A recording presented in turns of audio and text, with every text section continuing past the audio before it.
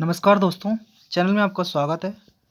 आज हम करने जा रहे हैं ICAR टेक्नीशियन IARI का जो एग्ज़ाम होना है, Indian agriculture research institute technician exam, जो कि प्रीवियस ईयर में आया हुआ है पूरा पेपर। और यही पेपर लगभग इसी टाइप का इस बार भी आने वाला है, क्योंकि एग्ज़ाम हमारा 25 से आपके 5 मार्च तक होने वाला है 2022 में। तो चलिए हम बिना किसी टाइम को बर्बाद किए पेपर को शुरू करते हैं, और प्लस उसके ऑप्शन के आंसर्स अभी दिए गए हैं तो वो भी देखते जाएंगे किस तरीके का पेपर इस बार आने को रहेगा। तो अगर आप चैनल पर नए आए हैं तो please subscribe the channel and hit the like button यदि आपको वीडियो पसंद आए तो, ठीक है। और इसका पूरी PDF फाइल मैं डिस्क्रिप्शन में डाल दूंगा, जाके आप डाउनलोड कर लेना पेपर का, और इसको रिविजन जरूर करना 2-3 बार। तो आइए स्टार्ट करते हैं हम फर्स्ट क्वेश्चन के साथ। पहला क्वेश्चन आप देखिए, India is the largest country. India largest country है तो किसमें 7th नंबर, 6, 5th। तो आंसर है India is the 7th largest country in the world. Next question देखेंगे आप कि ए क्या लिखा है। A is a piece of land which has water in 3 sides. एक ऐसी जगह है जहाँ पर तीनों साइड वाटर हो, उसको हम क्या बोलते हैं, पेनिनसुला, ठीक है। जैसे कि हमारा भारत जो है वो पेनिनसुला प्रायद्वीपीय महाद्वीप में आता है। आगे हम बढ़ते हैं। Lala Lajpat Rai was also known as. Lala Lajpat Rai को किस नाम से हम जानते थे? तो लाला लाजपत राय को हम शेर ए पंजाब के नाम से जानते थे। Option number D. इनके बारे में देखो पूरा उल्लेख दिया गया है कि Lala Lajpat Rai was born on 28 जनवरी 1865। इनका जन्म 1865 ईस्वी में हुआ था धुल्की में, जो कि कहाँ है, मोगा डिस्ट्रिक्ट है पंजाब में। और इनको इस समय हम पंजाब केसरी के नाम से जानते हैं, जिसे हम लायन ऑफ पंजाब भी कहते हैं या शेर ए पंजाब कहते हैं। इन्होंने हमारे फ्रीडम फाइटर के रूप में काम किया था। नेक्स्ट क्वेश्चन देखिए, who called Subhash Chandra Bose as देश नायक। सुभाष चंद्र बोस को देश नायक के रूप में किसने पुकारा है? तो ये पुकारा है किसने, महात्मा गांधी ने। सुभाष चंद्र बोस को देश नायक के रूप में कौन जानते थे, या किसने इन्होंने पुकारा था, देश नायक का उपाधि दी थी सुभाष चंद्र बोस को? तो किसने, रविंद्रनाथ टैगोर ने। नेक्स्ट क्वेश्चन देखिए आप, रविन्द्रनाथ टैगोर कॉल्ड सुभाष चंद्र बोस एज देश नायक। अगला क्वेश्चन है, विवेकानंद एस्टेब्लिश्ड रामकृष्ण मिशन हंस। तो रामकृष्ण मिशन की स्थापना विवेकानंद ने कब की थी? तो ये की थी 1892 में या 1897 में। तो ये की थी 1897 में, 1897 में विवेकानंद जी ने रामकृष्ण मिशन हंस की स्थापना की थी। इनके बारे में पूरा उल्लेख दिया गया है, नीचे देखिए कि Ramakrishna Mission was established in 1897। Ramakrishna Mission की स्थापना 1897 ईस्वी में हुई थी, और ये स्वामी विवेकानंद के गुरु थे, ठीक है। With the twin objectives of working for one liberation as well as working for the welfare of the world at large. संसार की भलाई के लिए काम करने के लिए इन्होंने खोला था। नेक्स्ट देखेंगे हम, Bal Gangadhar Tilak introduce the slogan Swaraj.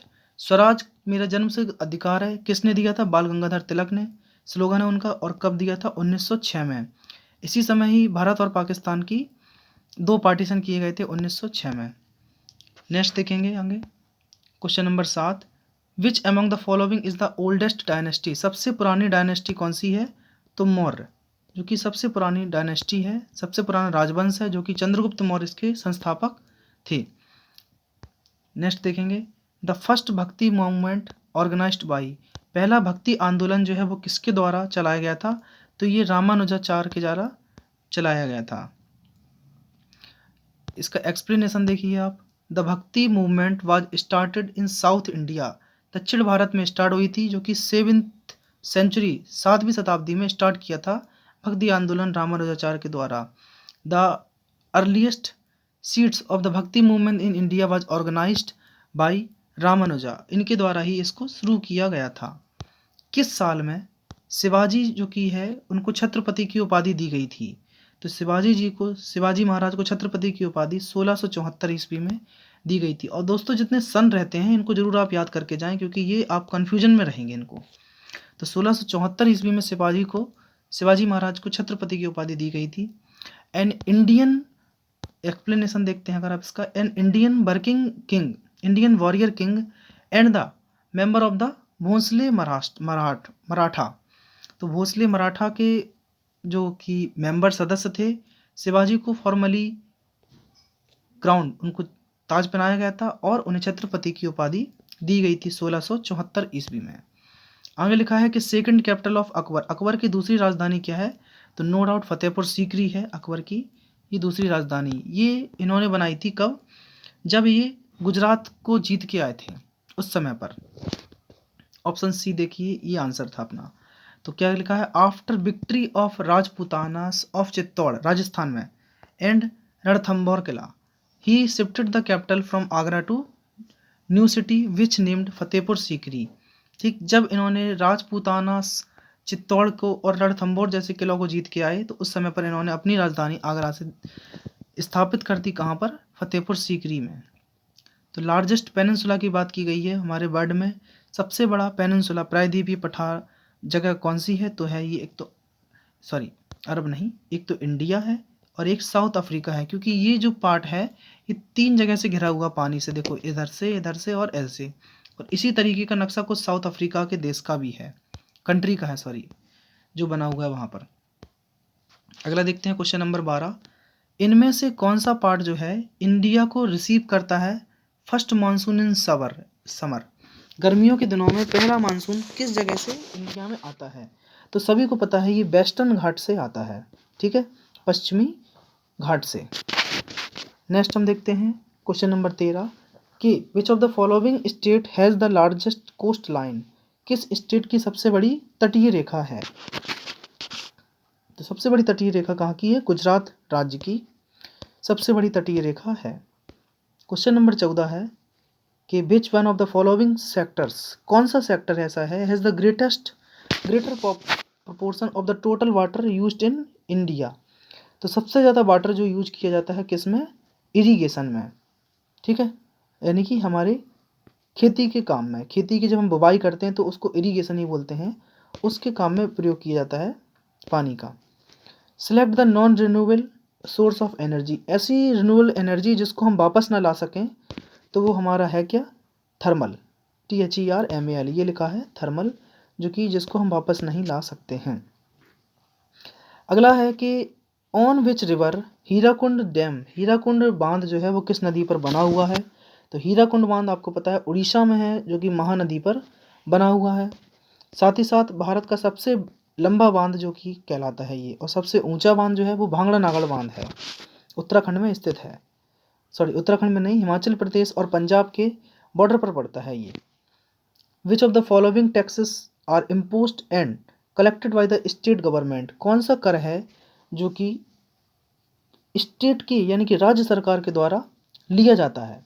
तो वो है हमारे का लैंड रेवेन्यू, भूमि कर, सेल टैक्स और स्टेट टैक्स, राज्य कर, ये तीनों ही लगाए जाते हैं। क्वेश्चन नंबर 18 की अगर हम बात करें दोस्तों कि इनमें कहा गया है कि इज नॉट स्टैंडिंग कमेटी, इनमें से कौन सी जो है वो स्टैंडिंग कमेटी नहीं है?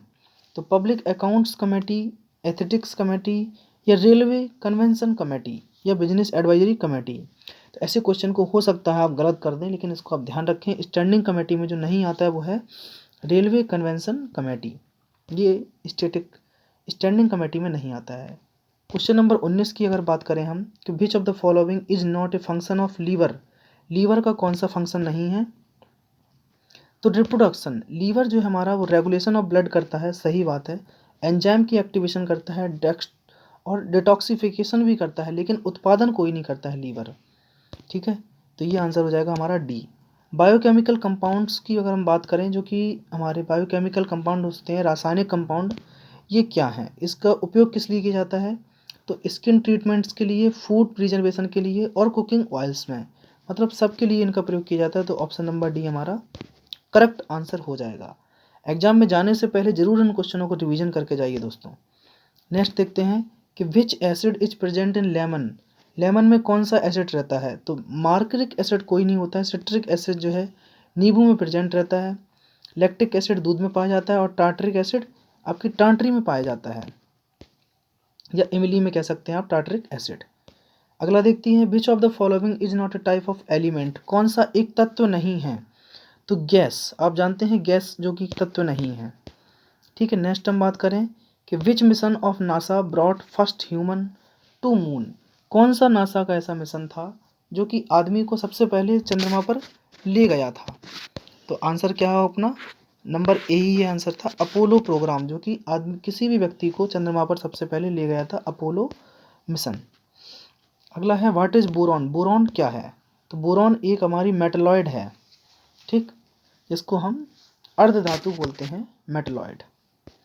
ए mixture of salt and sugar is non as, एक ऐसा मिक्सचर जो कि साल्ट, साल्ट मतलब नमक, और शक्कर दोनों को मिलाया जाए आपस में, तो ये हमारा हेट्रोजीनियस मिक्सचर कहलाता है, यानी कि दोनों आपस में मिक्स नहीं होते हैं नमक, और अगर दोनों मिल जाते हैं तो वो कहलाता है हमारा होमोजीनियस, सबसे पहले नंबर का है, उसको होमोजीनियस बोलते हैं। Hepatitis is a general term of disease which is caused by, hepatitis किसके द्वारा होता है? तो हेपेटाइटिस एक वायरस जनित बीमारी है, हेपेटाइटिस वायरस से होता है। Next, which of the following, which among the following is not an example of carbohydrates, तो इसमें से कौन सा जो है वो कार्बोहाइड्रेट का एग्जाम्पल नहीं है? माल्टोज, फ्रक्टोज और ग्लाइकोजन, ये तीनों हैं। ग्लाइसिन जो है एक कार्बोहाइड्रेट का एग्जाम्पल नहीं है यहाँ पर। क्वेश्चन नंबर 28 देखिए, name the outer most boundary of the cell, cell की सबसे बाहरी परत को क्या बोलते हैं? ये सबसे बाहरी परत जो सेल की होती है उसको बोलते हैं प्लाज्मा मेम्ब्रेन्स, जो कि प्लाज्मा की बनी होती है, प्लाज्मा झिल्ली बोलते हैं उसे हम, प्लाज्मा मेम्ब्रेन्स।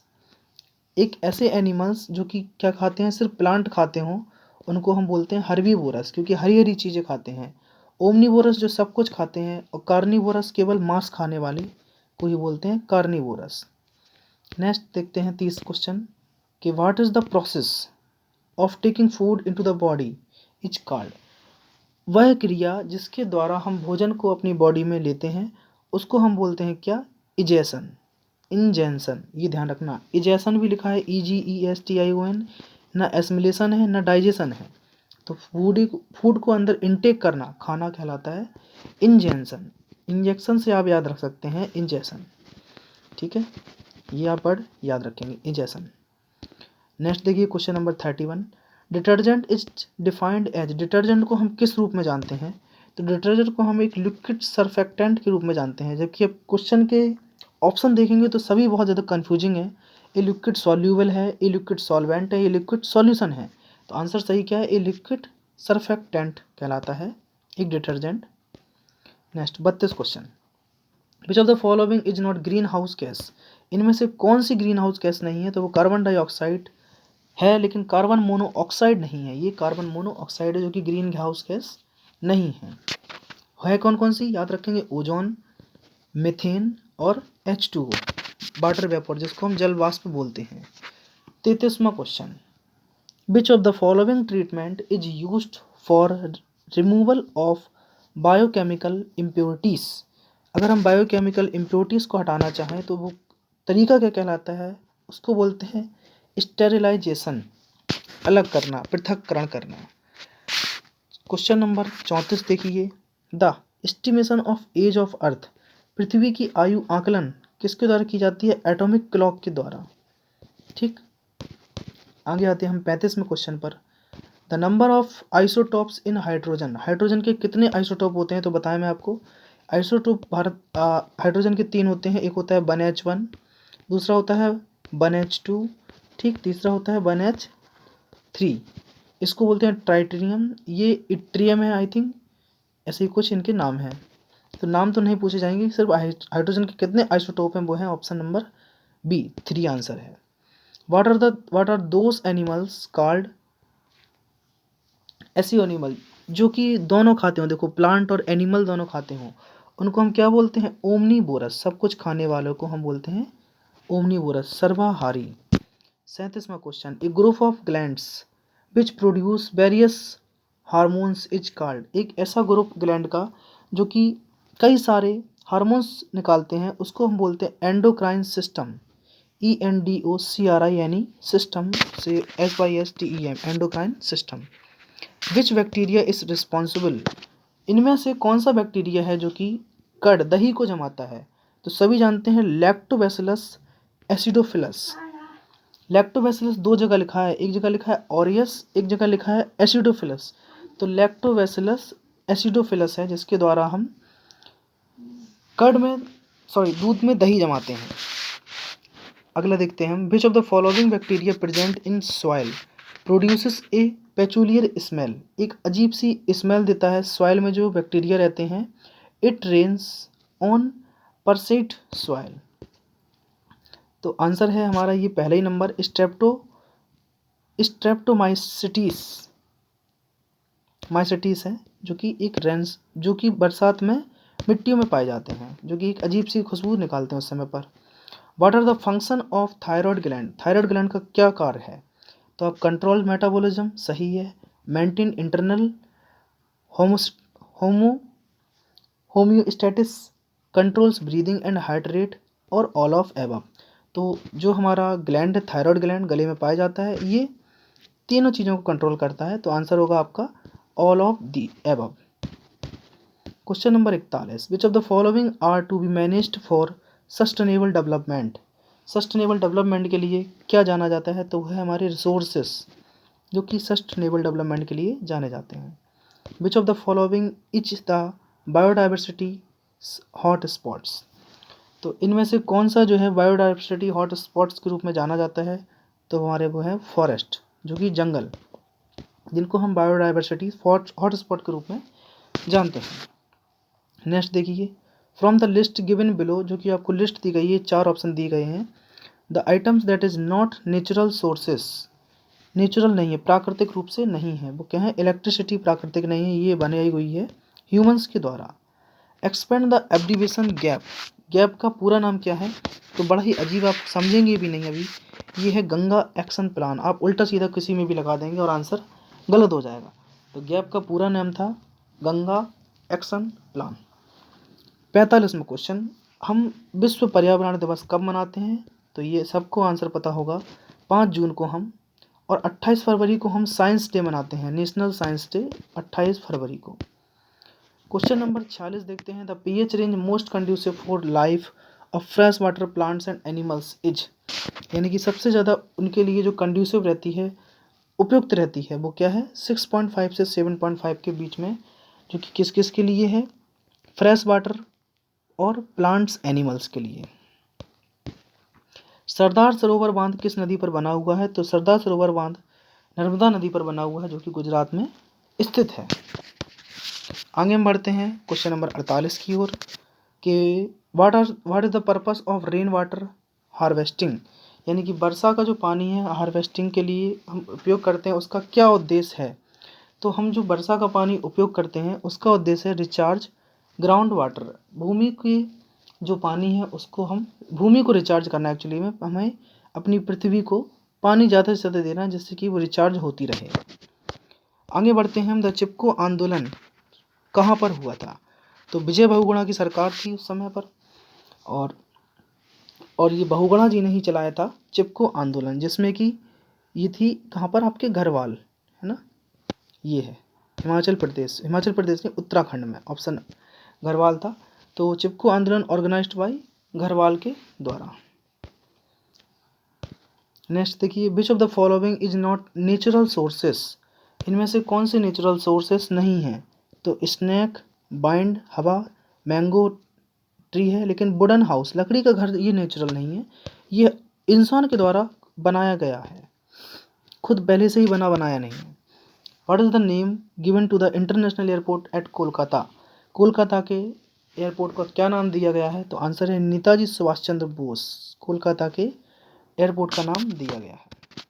क्वेश्चन 52 देखते हैं अगर हम, which of the following terms is used to describe trade between 2 और मोर कंट्रीज, यानी कि 2 और 2 से ज़्यादा कंट्री के बीच में अगर हम जो कोई ट्रेड करते हैं, लेना देना, उसको हम क्या बोलते हैं? International trade. 2 और 2 से ज़्यादा कंट्री के बीच में, अगर स्टेट के बीच हो तो इंटर स्टेट ट्रेड। नेक्स्ट देखिए 53, लिखा है भूदान आंदोलन है ना, ग्रामदान मूवमेंट किसके द्वारा चलाया गया था? तो भूदान आंदोलन जो है वो विनोबा भावे के द्वारा चलाया गया था। 54वां question, which one of the following is a rabi crop, rabi की फसल कौन सी है? तो गेहूं, चना, जौ, सरसों, मटर।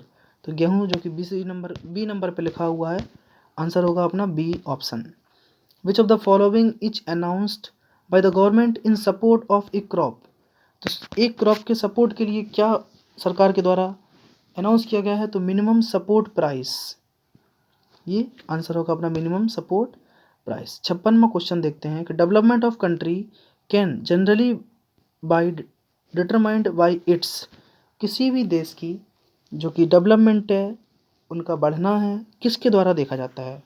दादा भाई नौरोजी का सिद्धांत था, उन्होंने ये दिया था, ये देखा जाता है प्रति व्यक्ति आय, पर कैपिटा इनकम के द्वारा।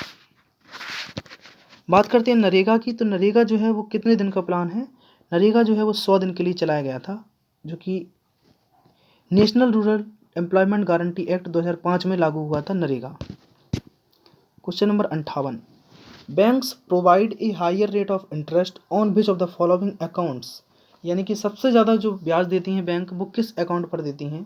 तो वो है हमारा fix deposit for long period time के लिए, fix deposit account for long period, तो ये आंसर होगा अपना। क्वेश्चन नंबर 59 देखिए, tax on imports is an example of, यानी कि इम्पोर्ट करने पर जो कि टैक्स होता है वो किसका एग्जाम्पल है? वो है ट्रेड बैरियर्स का एग्जाम्पल है। Which one of the following state is the leading producer of iron ore, लोहे का अयस्क सबसे ज़्यादा किस राज्य में पाया जाता है? तो आंसर है अपना कर्नाटक, ठीक, जहाँ पर गोल्ड भी सबसे ज़्यादा पाया जाता है। 61वां क्वेश्चन लिखा है कि विच one of the following is an non metal, इनमें से कौन सी एक नॉन मेटल है? तो माइका जो कि एक नॉन मेटल है, बकाया गोल्ड, सिल्वर और प्लेटिनम तीनों की तीनों मेटल है। वीडियो पसंद आ रहा हो तो दोस्तों प्लीज़ लाइक करके जाना। 62वां क्वेश्चन देखिए, India is deficient in which of the following minerals, India जो है सबसे ज़्यादा किस मिनरल्स के बारे में कमी है इंडिया के अंदर? तो कॉपर सबसे कम पाई जाती है भारत के अंदर, बकाया आयरन, कोल और माइका सबसे डिफिशियंट में तो होता है कमी, तो इंडिया में कॉपर की सबसे ज़्यादा कमी है। क्वेश्चन नंबर 63 की बात करें, 63 लिखा है the most biosphere relief feature of India is, क्या है? ये है आपके प्लेन्स, तो भारत में सबसे ज़्यादा जो बायोस्फीयर फैले हुए जो जगह है वो क्या है? भारत की प्लेन्स, सबसे ज़्यादा समतल पाए जाते हैं, यहाँ पर घाटियाँ कम हैं। The red soil is in red colour because, क्योंकि इसमें क्या पाया जाता है? क्योंकि इसमें बहुत ज़्यादा पाया जाता है क्या? आयरन का कंपाउंड्स पाया जाता है, इसलिए मिट्टी का रंग जिसका लाल है, तो उसमें सबसे ज़्यादा पाए जाने वाले तत्व का नाम है आयरन, क्योंकि लोहा होता है। In which of the following state is black soil found, किस स्टेट में काली मिट्टी पाई जाती है?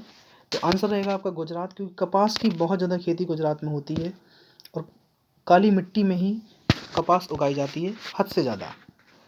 क्वेश्चन नंबर 66 की बात करें, क्या परसेंटेज रही है किसकी? Our land should be under forest according to the national forest policy 1952, तो हमारे देश में कितने परसेंट के फॉरेस्ट हैं? तो है 33%, ठीक है। क्वेश्चन नंबर 67 देखिए, area sown more than one in an agricultural year plus net sown area is non as, answer रहेगा ग्रॉस क्रॉप्ड एरिया। 68वां question, which one of the following is not a measure for soil conservation, मिट्टी के conservation के लिए कौन सा इसमें measures उपयोगी नहीं है? तो आंसर रहेगा आपका क्या? आंसर है आपका option number D, over drying of ground water, ये आंसर आपका नहीं होगा। पेरियर टाइगर रिजर्व कहाँ स्थित है? पेरियर, साइलेंट वैली, ये सब कहाँ पर है? केरला में। मुल्ला पेरियर बांध, ये सब केरला में स्थित है। 70वां क्वेश्चन की बात करें कि किसने इन्वेंट किया था, आविष्कार किया था first non printing press machine का? तो ये जॉन गुटेनबर्ग ने किया था। कब? जर्मनी में किया था फर्स्ट प्रिंटिंग प्रेस मशीन का। 71वां question, when was the consumer protection act, consumer protection act कब लागू हुआ था? तो ये 1986 में उत्पादन प्रोटेक्शन एक्ट पारित हुआ था। When was the right to information act passed, मतलब सूचना का अधिकार कब पास हुआ था? तो ये अक्टूबर 2005 में सूचना का अधिकार जो एक्ट था वो पारित हुआ था। 73, इनमें से कौन सा did not take part in first world war, किस देश ने पहले वर्ल्ड वॉर में भाग नहीं लिया था? तो आंसर आपका क्या है यहाँ पर? फ्रांस या पुर्तगाल? तो आंसर है पुर्तगाल, ए नंबर, फ्रांस नहीं है। तो आंसर होगा पुर्तगाल, जिन्होंने फर्स्ट वर्ल्ड वॉर में भाग नहीं लिया था। विच one of the following is not good for democracy? हमारे डेमोक्रेसी के लिए क्या सही नहीं है? तो आंसर होगा मल्टीनेशनल कंपनीज, जो कि डेमोक्रेसी के लिए सही नहीं है। 75वां question, which one of the following statement is incorrect as regard to commercial farming? Commercial farming के लिए is not incorrect, is incorrect गलत है। तो आंसर है family members are involve in growing crops, जबकि ये सब चीज़ें होना चाहिए, है ना, ये गलत, सी नंबर। तो आंसर होगा अपना सी। अब हम बात करते हैं मैथ के पोर्शन की दोस्तों, देखिए क्योंकि चैनल भी हमारा मैथ के ही लिए है। आइए हम मैथ के बारे में चर्चा करते हैं। लिखा है the number of multiplies of 4 between 10 and 250। 250 और 10 के बीच में कितनी संख्या है जिनमें 4 से भाग जाए? तो आप क्या करेंगे, 250 माइनस 10, तो घटाया आपने, कितना बचा, 240, और बस आपको 4 से भाग जाना चाहिए, तो 4 से ही आपने भाग दिया। आंसर कितना आया, 4 छंग 24, आंसर आ गया आपका 60, और यही सी ऑप्शन सही है। तो बिल्कुल शॉर्ट तरीका बताया मैंने, याद रखिए। आगे लिखा है if we change the shape of an object a sphere, एक गोले से हम इसको क्या बना दें, एक बेलन बना दें। तो कह रहा है बताइए वो आपका जो इसका आयतन है वो क्या होगा, कम होगा कि ज़्यादा हो जाएगा? तो आयतन जो है वो सेम रहेगा, कोई बढ़ेगा नहीं। अगले क्वेश्चन की बात करते हैं हम। 78 लिखा है कि आपको एक समुच्चय दिया गया है सेट 1 2 3 4 5 6, ये क्या रिप्रेजेंट करता है? ये सभी प्राकृतिक संख्याएं क्या हैं? तो ये सभी आपकी एक नेचुरल नंबर हैं। Option number C. Whole number होते हैं जो 0 से स्टार्ट होते हैं, 0 1 2 3 4 से लेकर अनंत तक। कॉम्प्लेक्स नंबर तो ये है ही नहीं, कॉम्प्लेक्स नंबर में तो हमारे जितने भी वास्तविक संख्या हैं प्लस काल्पनिक संख्या दोनों ली जाती हैं। और रेशनल नंबर जिसमें को हम 1/2 3/4 ऐसे नंबर लेते हैं, परमेय संख्या बोलते हैं, तो ये कोई नहीं है। क्वेश्चन नंबर 79 की बात करें, लिखा है 10 30 cot 60 क्या होगा? तो 10 30 कुछ और नहीं है ना, ये भी cot 60 होता है, और ये cot 60 कुछ और नहीं, इसको हम 10 30 बोलते हैं, क्योंकि cot 60 को हम क्या लिख सकते हैं, cot 90 माइनस 60, सॉरी 90 माइनस 30। देखो फिर से लगाते हैं, ये ऊपर है 10 30, नीचे है, इसको लिख सकते हैं हम cot 90 माइनस 30, तभी तो 60 आया। और cot 90 माइनस 30 होता है 10 30, ठीक है, 10 30 से 10 30 खत्म, आंसर आ गया 1। क्वेश्चन नंबर 80 देखिए, इफ़ cos 90 एल्फा, तो ये कुछ नहीं, इन दोनों का योग, तो 9 एल्फा प्लस एल्फा का योग होता है 90 डिग्री, तो 9 और 1 10 एल्फा बराबर 90 डिग्री, 10 नम्मा 90, एल्फा का मान 9 आंसर। लेकिन इधर 10 एल्फा 10 5 पे पूछा गया है, रखिए आप 10 5 गुणा 9, 9 पना 45, और 10 45 का मान होता है 1 आंसर। क्वेश्चन नंबर 80 देखिए, लिखा है the total area of cylinder इस, जिसकी रेडियस r है, h की है, तो 2 पाई r ब्रैकेट में h plus r। Question number 82, volume of A room, एक कमरे का आयतन दिया गया है आपको 80, आगे कह रहा है उसके फर्श का क्षेत्रफल है 20, जबकि फर्श का क्षेत्रफल होता क्या है 2 इंटू, है ना, the area of the floor. अच्छा, फर्श का क्षेत्रफल है 20, तो फर्श का और उसका आयतन दिया गया है इतना, ठीक। The height of the room, ठीक, कोई दिक्कत नहीं। तो आयतन होता है क्या है LVH, LV का मान आपको दिया गया है 20, और आपसे हाइट पूछा गया है, 2 चौको 8, आंसर 4 मीटर। 83 क्वेश्चन, लिखा है कि circle which sectors represent various quantities, उसको हम क्या बोलते हैं, पाई चार्ट। आगे, for geographical based data the bars are used, bars को हम किस लिए प्रयोग करते हैं, ये हॉरिजॉन्टल लाइन को शो करता है वार हमारे जोग्राफिकल डाटा में। फ्रीक्वेंसी कर्व क्या दिखाता है, तो फ्रीक्वेंसी कर्व जो है हमारे एसिम्प्टोटिक टू एक्स एक्सिस के बारे में बताता है।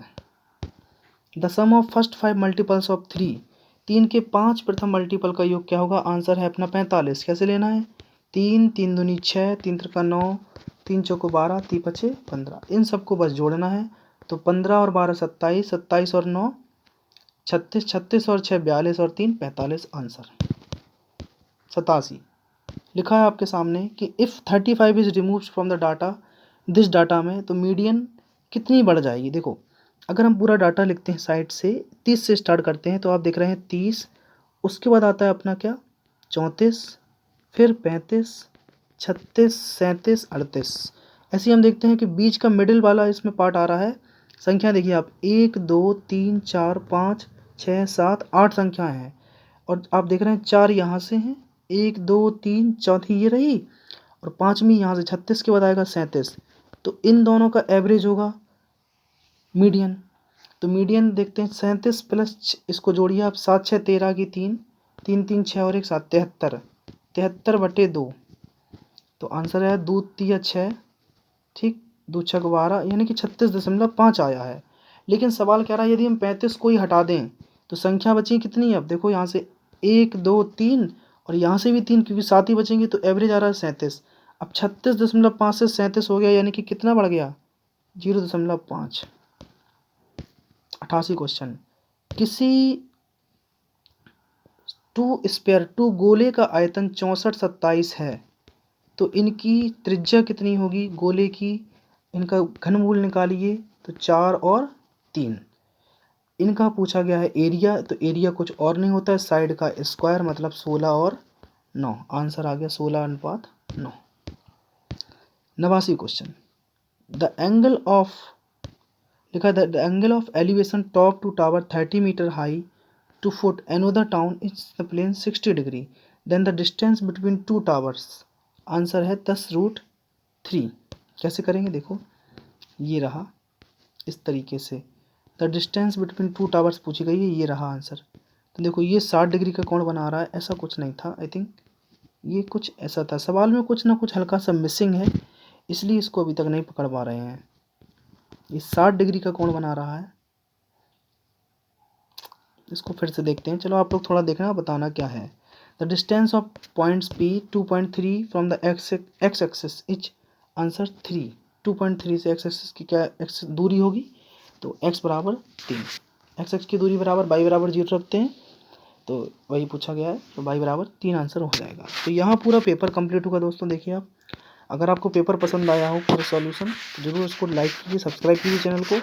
चलिए आगे मिलते हैं हम आपसे जीके के क्वेश्चनों के साथ जो कि IARI एग्जाम में आ सकते हैं, जो कि 1000+ क्वेश्चन है लगभग, ठीक है। लूसेंट की जीके है, सभी उसमें क्वेश्चन मिलेंगे।